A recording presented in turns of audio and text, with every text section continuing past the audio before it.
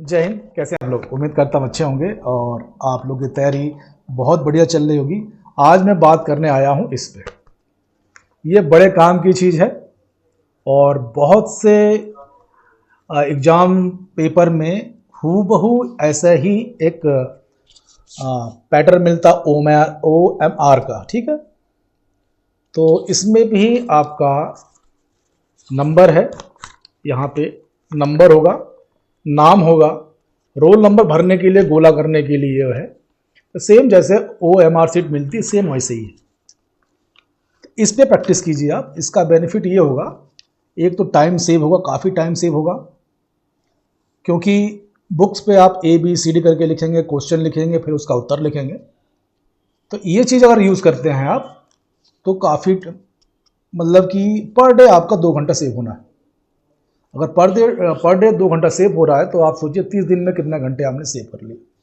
Plus इसका जो हम भी यूज़ किए हैं इसका जो यूज़ करते हैं आप, तो जितने जो पोर्शन गलत हो रहा है, ठीक है, वो आपको दिखाई देगा। और जितने भी क्वेश्चन पेपर आप अटेंड कर रहे हैं उसको मार्क करते जाइए, लिखते हुए कि ये बुक का क्वेश्चन पेपर है, इतने मार्क करके लिख दीजिए और पंच कर दीजिए।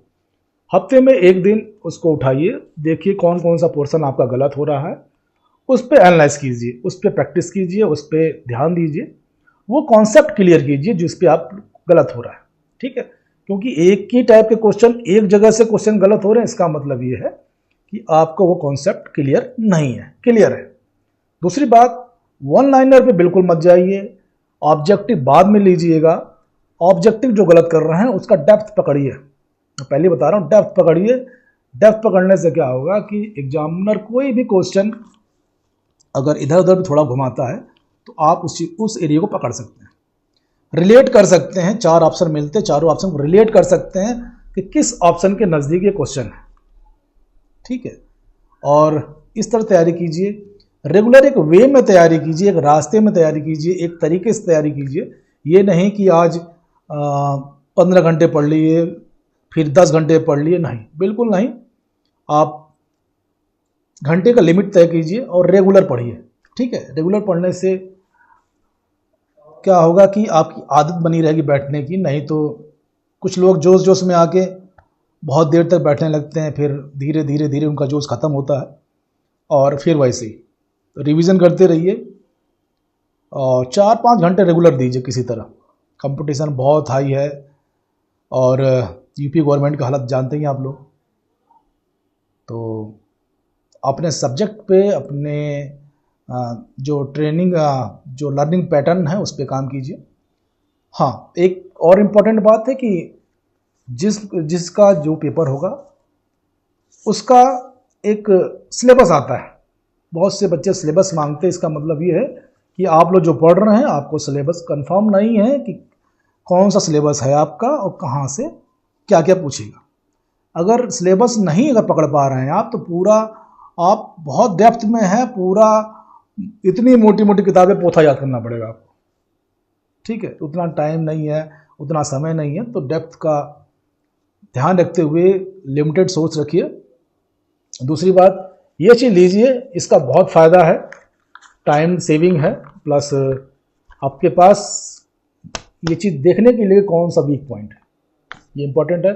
50 पैसे का मिल जाता है, बंच में ले लीजिए, छपवा लीजिए। नहीं होगा तो आप हमको कॉल करिए, मैसेज करिएगा, मैं आपको प्रोवाइड कर दूंगा। बहुत इंपॉर्टेंट चीज़ है। और कोई भी जंग जीतने के लिए आपको साधन की, हथियार की ज़रूरत है। तो यूपी TGT PGT या कोई भी गवर्नमेंट जॉब एज ए जंग है, तो उसके लिए आपको पास हथियार होने चाहिए। ठीक है, हथियार में ये चीज़ भी एक हथियार है। ये डेमो आपका हूबहू एग्जाम पेपर में जो आपका OMR सीट आता सेम वैसे ही है। ठीक है, तो इस पे काम कीजिए, इस पे प्रैक्टिस कीजिए। इस पे एक बेनिफिट और होता होगा जो मैंने एनालाइज किया है। जो आप लोग सर्किल करते हैं, जो गोला करते हैं, सेम जो इस पे गोला दिया है सेम वैसे दिया। तो इस पे सबसे पहले आउटर एरिया पे गोला करिए, फिर अंदर करिए।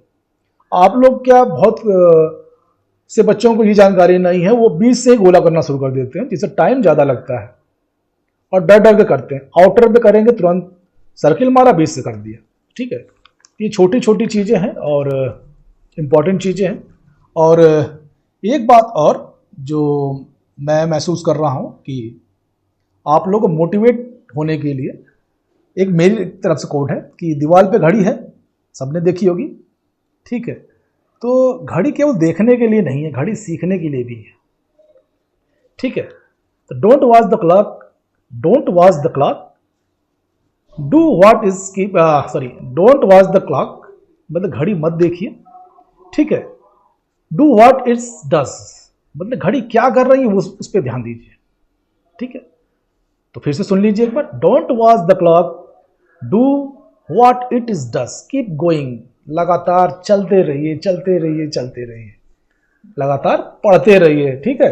नहीं तो घड़ी की अगर बैटरी खत्म हो गया, घड़ी अगर समय देना बंद कर देगी तो आदमी उतार के इसको रख देता है, ठीक है।